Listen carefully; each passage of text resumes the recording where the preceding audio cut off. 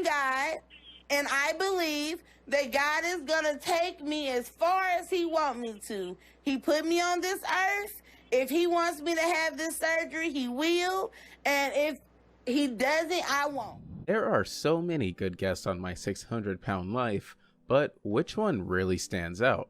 The reality TV series My 600-Pound Life follows the daily life, across the span of 1 year, of a morbidly obese individual who attempts to reduce his or her weight to a healthy level. Over the course of the show, us viewers really get an inside look at the guest on the show, and a lot of them turn out to be, well, not the nicest or smartest. In today's video, we are going to be looking at 6 most problematic guests on My 600-Pound Life.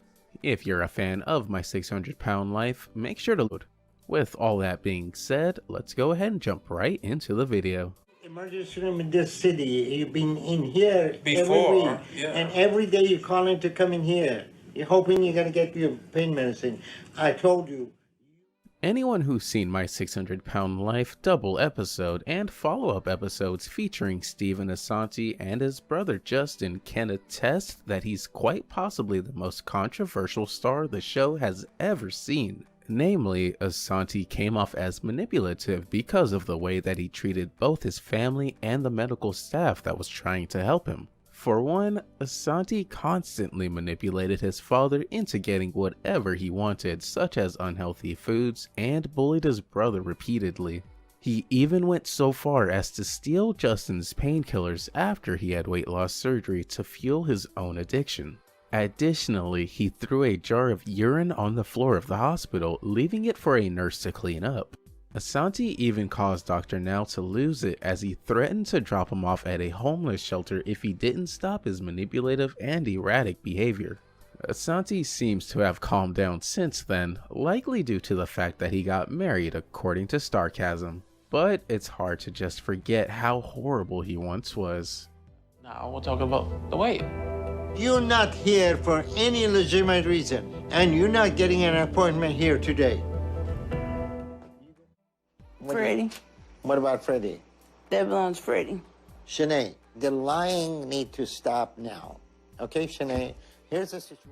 When viewers first met Shanae Murray on My 600-Pound Life, she was deeply sad about suffering through 2 miscarriages, which is totally understandable. That experience can be extremely traumatic to not just the person who endures one, but her partner as well, according to the American Psychological Association. Given that she was also sexually abused by a cousin when she was very young, it's no wonder that she turned to food for comfort. But there was hope, as Murray went to Dr. Now to help her get both her life and her weight back under control. But alas, she was unwilling and unable to stop compulsively overeating. Despite her claims of gaining water weight, something Dr. Now pointed out was clearly not the case. Murray was never approved for weight loss surgery. She continued to eat foods that were not on Dr. Now's program, including a famously illicit pizza, and never dealt with her underlying emotional issues. Despite leaving Dr. Now's care, Murray set up a GoFundMe for her weight loss surgery. She later filmed herself doing an eating challenge from her hospital bed. Hey, Shanae, see what I found. Freddie. What about Freddie? That belongs Freddie. Shanae.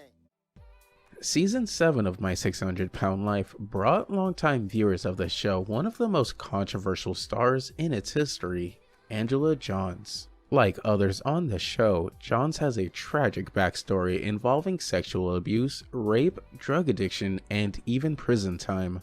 As a result of her multiple traumas, Johns turned to food for comfort, eventually weighing in at 643 pounds by the time she sought Dr. Now's help. But not only was Johns downright combative with Dr. Now during her episode, she claimed he was punishing her and said his program was BS. She also tested positive for opiate use and heavy cigarette smoking, but lied to Dr. Now about it.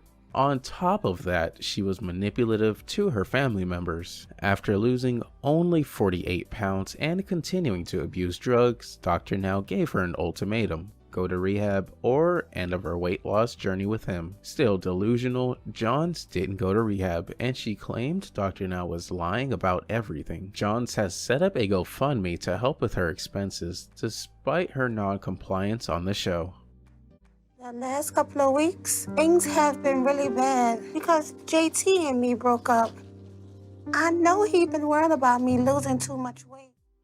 Everything changed for LaShanta White when she was 13 years old, as she had gotten pregnant and was going to be a mother despite her young age. That, on top of the trauma of her parents' divorce and abusive ex-boyfriends, caused her to seek solace in food, which is what caused her to weigh in at almost 700 pounds at the beginning of her episode. While that is not an atypical story for the people on My 600 Pound Life, White's episode left viewers reeling for a variety of reasons. For one, her mother is extremely no-nonsense, frequently criticizing her daughter's weight in blunt terms. Additionally, White had a combative attitude toward Dr. Now, and at one point she hid fried chicken to avoid being caught eating it. That, on top of her manipulative ways, earned her recognition as one of the most controversial stars of My 600 Pound Life. But not all was lost at the end of White's episode, as Dr. Now approved her conditionally for weight loss surgery, providing she stand up on her own 2 feet. Fries, big girls, we like chicken and fries, chicken and fries. I ain't gonna lie, I like chicken and fries. Send me back to my apartment. I don't want, just leave me alone.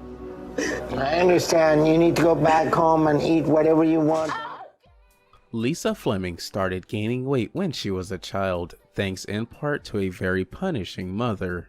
But it was after she witnessed her brother's murder that her eating truly spiraled out of control with no end in sight. By the time she signed up for My 600 Pound Life, she weighed over 700 pounds and was unable to take care of herself as she was confined to her bed. As tragic as her backstory is, that's not what made Fleming so controversial. Rather, it was the discovery that she had maggots living in the folds of her skin that made her notorious, something that should have been a wake-up call. Instead, after losing weight under medical supervision, Fleming returned home and went back to her old habits. Eventually, Dr. Now dismissed her from his program as she refused to comply with his orders. Tragically, Fleming passed away at the age of 50 on August 23, 2018. I'd rather you just send me back to my house and leave me alone because this is not helping me. It's not helping me. Kaya! Can you come do my legs? When the cameras started rolling for Cynthia Wells' episode of My 600 Pound Life, her loneliness was palpable. But as a single mom of 5 children, she also had a ton of responsibility, something that was becoming more difficult because of her weight. At 610 pounds, Wells was becoming less motivated to leave the house and more exhausted when she had to move. When it came to following Dr. Now's program, however, Wells wasn't willing to be compliant for very long. She managed to earn herself the reputation of being one of the more bullheaded stars of My 600 Pound Life during her tenure on the show, at one point calling Dr. Now's program BS and returning home to Oklahoma City. By the end of her episode, Wells' weight loss had stalled and she was in deep denial about her emotional eating habits. Fortunately, things were better in her follow-up episode as Wells seemed much happier. She continued to lose weight and was down to 361 pounds, a big improvement. And while she still struggles with her weight, according to her Facebook page, she's definitely seen some progress. I hate to get down to Texas, but this doctor, my kids look at me every night. Mama, what's for dinner? Sometimes I don't have a answer. What do you think of our list of most problematic guests on My 600 Pound Life? If you enjoyed the video, once again click that like and subscribe. With all that being said, thanks for sticking around and we'll see you next time.